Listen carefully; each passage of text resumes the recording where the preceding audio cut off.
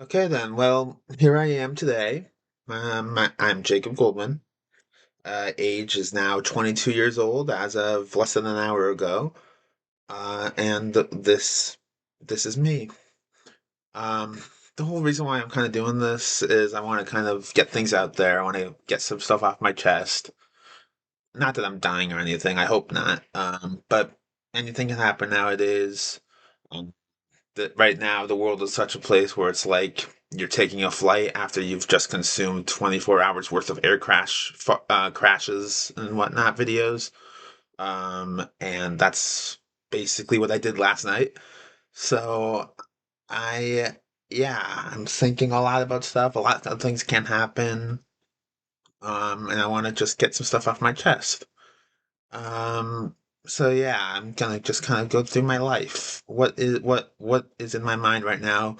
If I survive to the next year, which I probably will, to be honest, I want to compare this. I want to do another one, maybe next year, maybe in a couple months, even, depending on how things change, depending on how things go. So yeah, I am 22 years old now, living here. This is my house, my room. Everything you can see in the background. Maybe time later I'll do some touring or something. I don't know. I never really structured this out, even though I meant to. Um, yeah, that's part of it right there. Um, I, this is probably a little egotistical, maybe, probably, definitely, but also I've always had it in my head that I want to put my life on the record somehow, um, somewhere, some way, even if nobody watches it, because that's it has a history major. That's what history is made of. That's the stuff that dreams are made of. The dreams that stuff is made of. All that jazz. And yeah, I want to make my own contribution somehow. To show I really was a person. I did exist, and in the grand scheme of things, I may not be important, and that's something I want to get over. That's something I want to be able to live confidently and say. But yeah, that's one of the tough truths of life. In the grand scheme of things, none of this at all will last. And in the grand scheme of things, a life so short as ours, the average lifespan is around 80 years old. That's very, very short in the grand scheme of things. It is a blip next to infinity. Though granted, 10,000 years is also a blip in infinity. Um, yeah, and I don't mean to get so existential so early on. I've spent a lot of time thinking about that, and that's probably one thing that's definitely consumed my life in such a way over the last year. Um, Thinking about infinity, how to deal with infinity, how not to deal with it, because obviously it won't affect me. Um, but yeah, it's the thought that counts, and whew, I'm really hoping, I'm really hoping that there's no infinite consciousness because that would drive me insane. um, yeah. So I guess I can kind of step back from the precipice a little bit, step back from the brink, kind of talk about the stuff that does matter to me, the stuff that I can directly link myself to, the things that I can directly experience and really just drive home that connection. So, I mean, it's tough nowadays, really. Um, as I'm speaking, my birthday today. I'm hoping nothing bad happens today. I say that just because last night there was a lot of world news going on that I didn't quite like. Um, I'm hoping that nothing bad will happen today. I'm trusting it, please, because if something bad happens today, I have to remember it every single birthday for the rest of my life, probably. Um, yeah, just trying to get through it. I don't care about tomorrow. Flag Day is stupid. Nobody's ever even heard of that holiday. Um, yeah, but anyways, things I like. 5 minutes in, I can't even think about what I like anymore.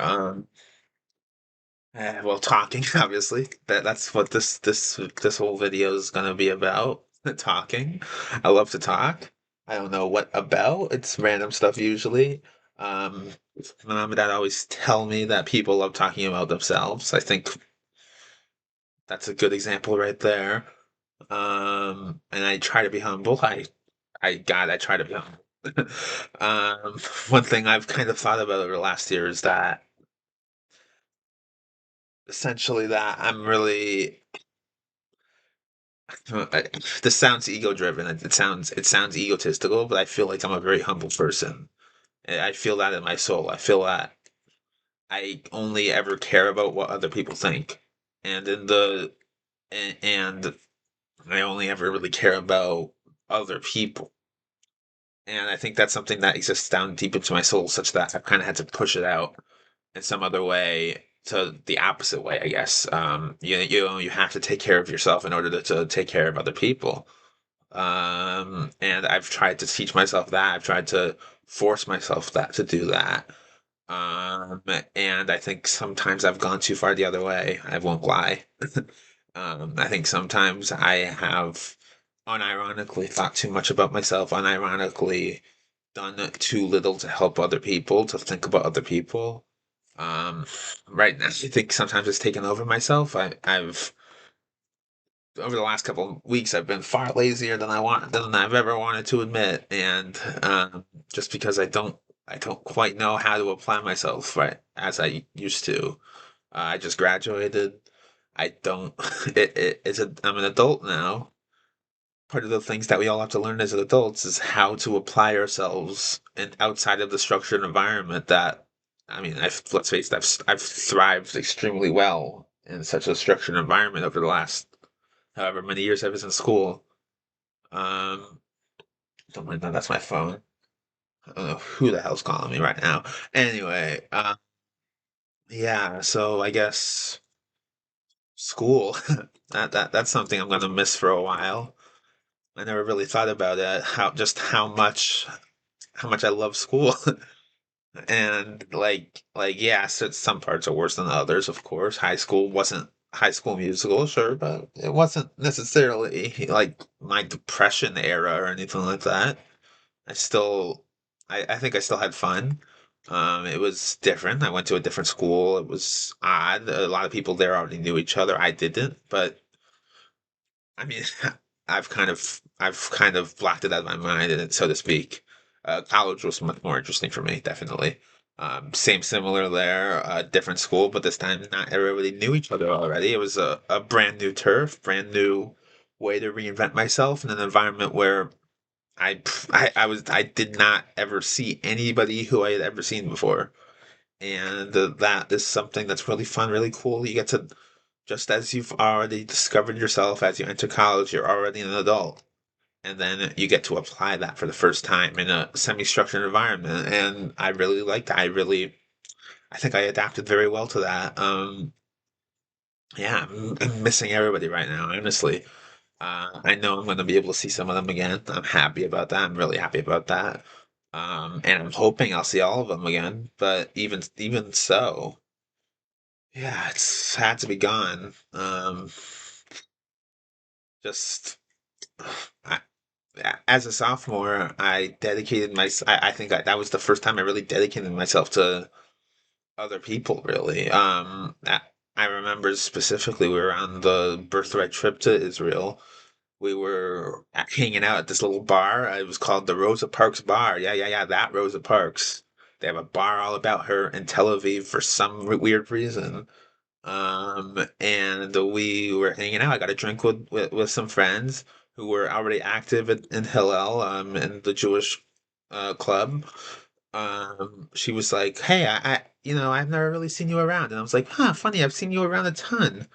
And she was like, "Yeah, but you don't really hang out much outside of the Shabbat you go to." And I was like, it was. I realized I think then and there I really wanted to get more involved. I knew I was when I wasn't like on a tourist trip or whatever like I was then. I knew I was just sitting around in bed all day pretty much, doing my homework, and when I wasn't doing my homework, basically doing nothing. Um, I calculated pretty much how much time I was spending doing absolutely nothing. And I realized, well, I can use that time doing something. and I did. I joined. But at one point, it was probably up to about 10 clubs that semester. It was actually far from what it sounds. It was actually a lot of fun. I joined the newspaper. I joined the amateur hour, the improv. That's what I'm repping right now. Uh, I became more active in Hillel. I became part of the e-board event the next year. Um, yeah, the literary magazine, the trivia club, all of that stuff. The hiking club. And I really liked it, and I didn't think I would like it. I didn't think I would putting myself out there because in case you haven't noticed, I'm not hanging out with friends right now. I'm not the kind of person that does that really. I'm not the one who's I've never been known as a hangout type of person. Um, but I mean, I learned how to, I guess. I learned how to make friends. I learned how to make professional connections, but like fun kind of professional connections. I learned it's not I didn't learn how to talk to people. I'm still kind of figuring that out. But I learned better. I would call myself far more able to talk to people now than I was 4 years ago. Um, yeah. How was your country 4 years ago? It was excellent. It was 2025 has been sucky so far for many reasons. One of which is that I'm no longer forced to make friends and like talk to friends every single day. I'm no longer forced to hang out with people my own age. All I have are my parents right here. There's nobody I really know who's my age from at home. Um, I have to really go out and do stuff, which granted I'm doing. I do have jobs now. I have work I can do. Um, I can find more work hopefully. Um, yeah, I'm getting ready for hopefully again hopefully this Masada thing works out. Going to Israel to teach for 10 months. It sounds like a great opportunity. That's where I'll be able to meet some friends who are already there. That's where I'll be able to hopefully meet new people. Because 10 months is a good amount of time, and a good amount of time to build connections and uh, excuse me, um, build connections and relationships and basically how to figure out how to adult. Not quite. I don't think I'll ever quite get there, but yeah, I think that'll be a very useful thing for me. Um, and also the teaching. I never thought I would be a teacher. I never thought I'd do it in a professional capacity, beyond summer camp. And I mean, I like it. I like teaching. I love training the next generation, even if not to view the world as I do, because that would be a terrible way to do it.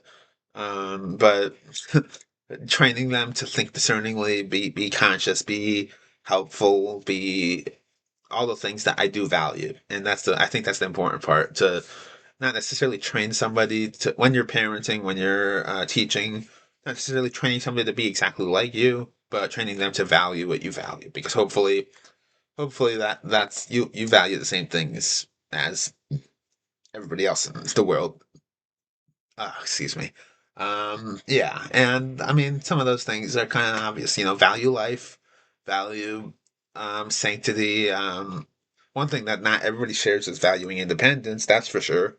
A lot of people will be like, no, you should value togetherness. And those are two things that are very, very different, and people don't think they are.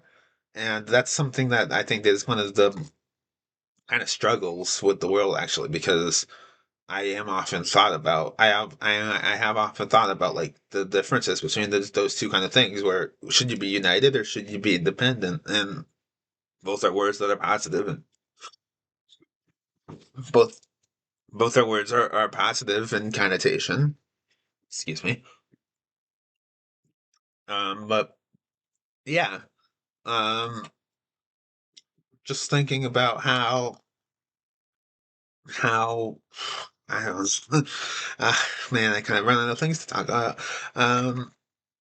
Just thinking about how different ideologies work. I think that's an important thing to kind of think about. People have biases, so people don't really think about those biases either. I have biases. I am biased towards the communities I'm a part of. I've always kind of told myself, don't have a hill to die upon because that I just it's a load of trouble. But I don't think that's good advice. I think that's elitist, perhaps, of a notion. It's you're privileged if you think you can get through life without some kind of allegiance to anything. Dare I say, you're even conceited, antisocial. Um, Basically, I don't think that's the way to live a life. You're not going to live a life by avoiding people because that's just no, that's a waste of life. And if there's one thing I want to value but by the time I do die, hopefully of old age, um, I do want to value living a good life above living a long life. There's something that's kind of always been appealing to me to the phrase like the brightest lives burn fastest, and even though I hope it's not true, obviously I hope I live long and prosper and whatnot. I think there's I think there's something to be said about living life, which is I think just as if not probably more important than living longer, far more important. Um, because what's the point of living longer if you're not living at all? Uh, and I think, but part of that I think is definitely being discerning of the world. There's two ways to live your life: being ignorant or being intelligent. And I think there's something to be said about ignorance. I think it can help you avoid many of the more uncomfortable truths of life. But also, if you fail to recognize those truths, then it's on you.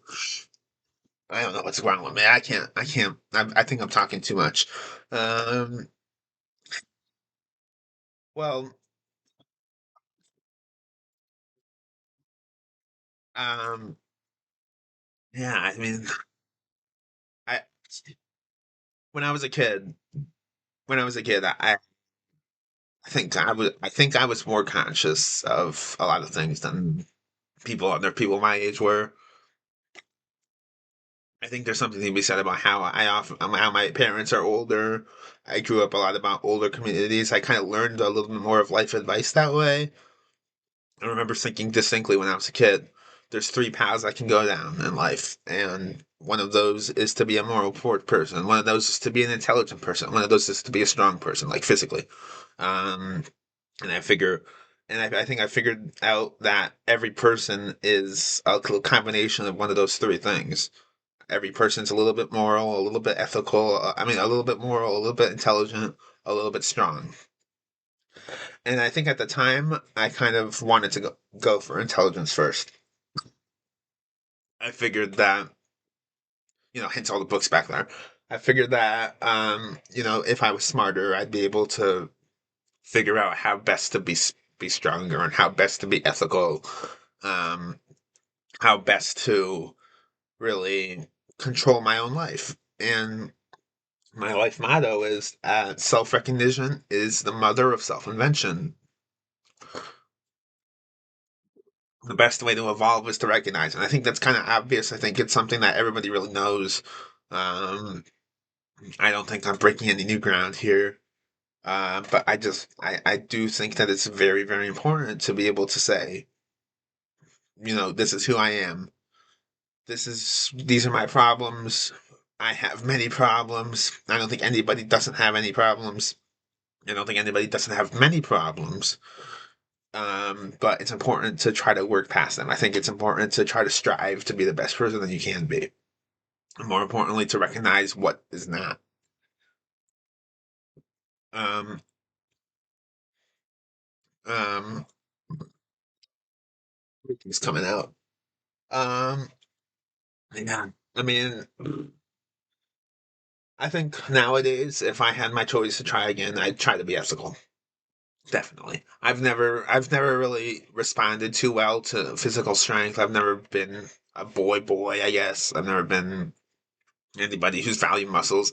I do now more often. I think, I hope that once my life is in a more stable place. I can figure out a routine to build my muscles, and because the stronger I am, hopefully the longer I'll live. I do recognize that now. Um, but I do think ethics is more important. You can be smart, but you may not be able to apply that smartness in any good way. There's plenty of professors out here who are bad people, and I know that for sure. There's plenty of bodybuilders definitely who are bad people, I would say. I don't know too many ethical people who are bad people because I think those two things kind of on opposite sides of one another. And sure, there's intelligence. You got to be intelligent to know how not to apply your ethics. Sure. I've never liked hypocrisy, and there's been plenty of ethical figures who have been very hypocritical in the doctrines. Um, one thing I definitely have noticed though is that hypocrisy is something that's a given. I think I'm hypocritical. Absolutely, I am so hypocritical. I can't even think of anything right now, but like choosing to say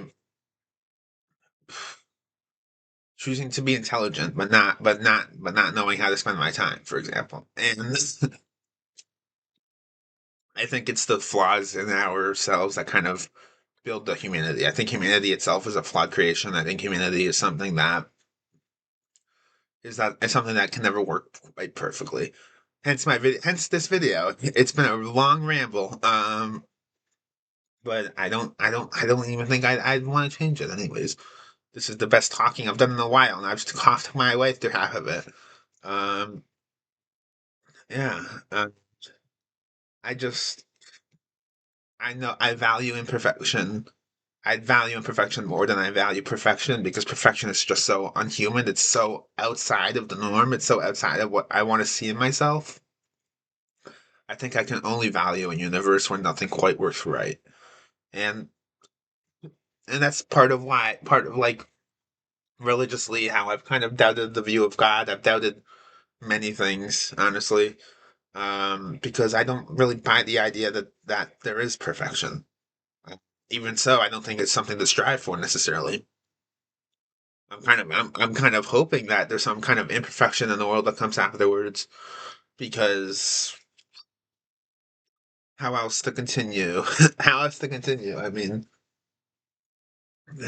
now that's something that's interesting. I should write about that actually. What an imperfect afterlife would look like. Huh. Um. Yeah. Speaking of writing, again, backing away from the whatever precipice I've just come to.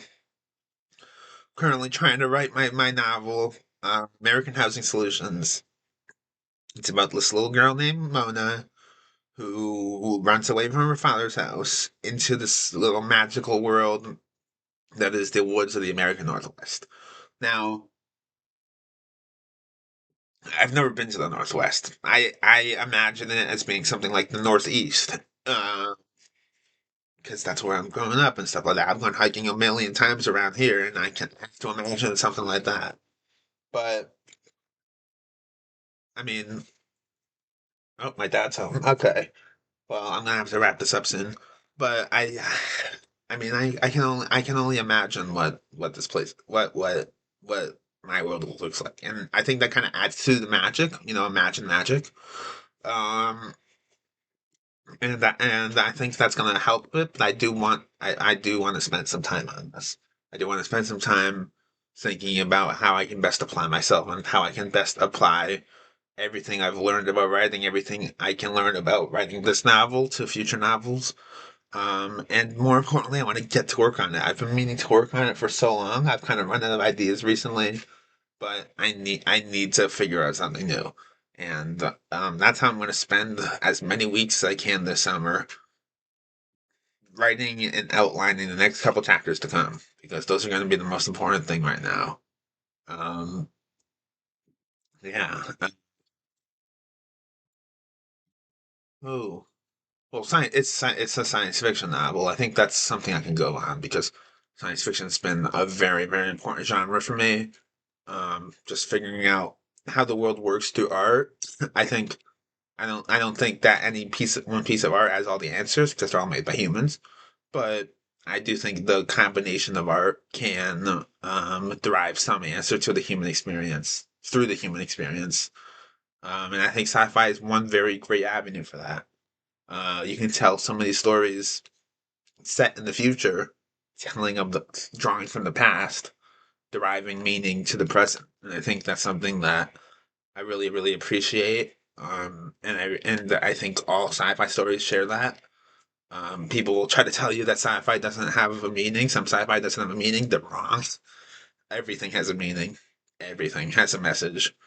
Um, you just gotta figure it out. And I get it. I don't get it. I should say I don't understand people who don't like to derive meaning from their works, but I get it, I guess. It's just everybody's different in that sense. I often have to drill that into my head. Everybody's different, and that's good. And that's what diversity looks like. Everybody needs to be different, and everybody needs to be their own person. Because how will we evolve as a species is if everybody is just smacking their head against the same wall. So I guess that kind of brings me to humanism. I consider myself a human. I believe I consider myself a humanist. I believe in the potential for humanity. I believe in the potential for us to spread our seed across the stars. I believe that we have the ability to do so for many thousands of years to come. I don't know how those thousands of years will look like. I don't think any one sci-fi novel or anything like that has correctly imagined how the future will look.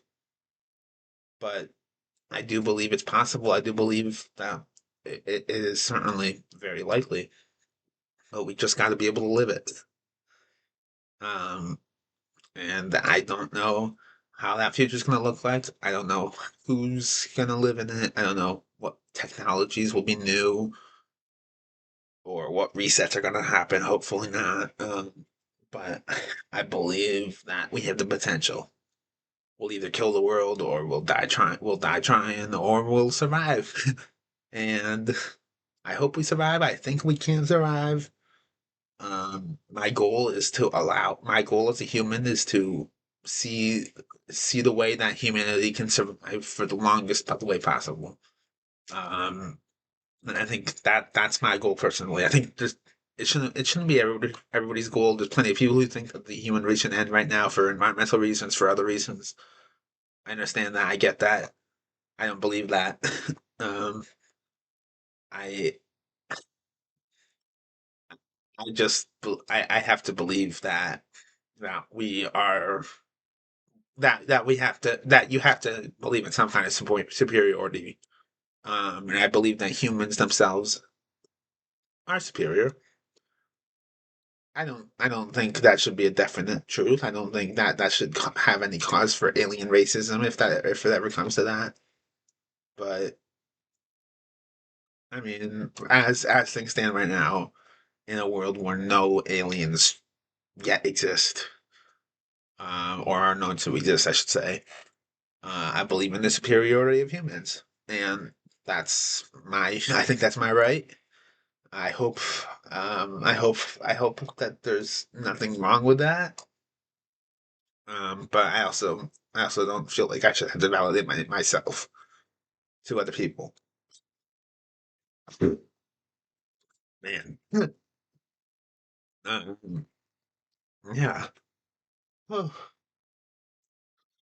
I mean, equality is something I think is something that's something I'm not quite sure on entirely because what equality is with animals and stuff like that.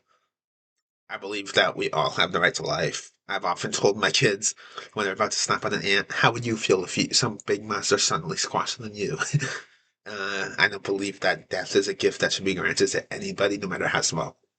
I don't believe uh, anybody deserves to have their death chosen for them, or indeed the consequences of their life. Um, which I think can get into a kind of gray area morally. I don't necessarily believe that somebody's life should be impacted for something they did when they were young, especially if their brain is not fully mature yet. But I that's a tough part too. That's a tough part because some people can't change. Some people may not have the insight that I have. And some people may not have the ego that I have either. Um, but you know, um, I'm hoping that all will work itself out. I'm hoping that we'll buck the trend. I'm hoping that we'll avoid what history has in store for us. Um, it's tough nowadays. Nowadays, I see a lot of what's happening around us, imitating art, imitating history. I see history repeating itself right now in very, very obvious, very, very sad ways. And I'm hoping that it doesn't continue to go like that. I'm hoping that we can find a way forward that doesn't have us bashing into a wall like we are. Um, but I also see that the world is such a big place and it continues to fascinate me, um, and mind blow me. My mind is blown every single time I think about just how many people there are in the world. Like you can look through the credits of every single movie and and sometimes you'll never see a repeated name because the world is just that vast. Those are just the people in the film industry. You can read thousands of names, millions of names, and you won't see a repeat in that one industry. It is so amazing, and I think that's part of it. I don't think I'll ever be really truly depressed because I remind myself that I'm living in this world and that oh man, yeah, I'm living in this world.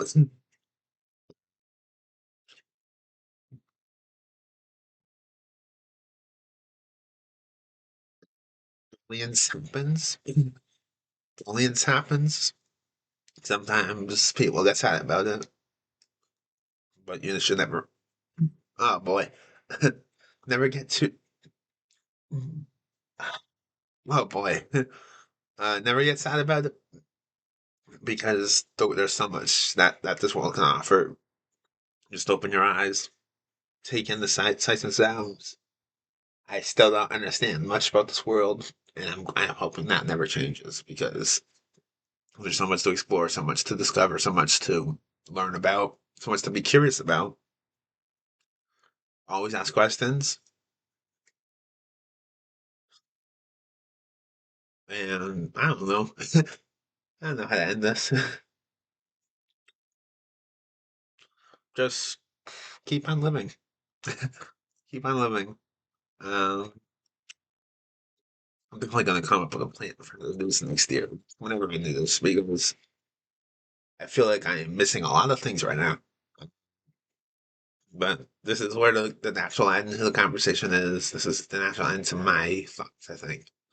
Um, I just hope that whoever discovers this will be able to think about the world they live in their own little way. And whoever discovers me, my name is Jacob Goldman. I have existed. I've lived, and I will see you later.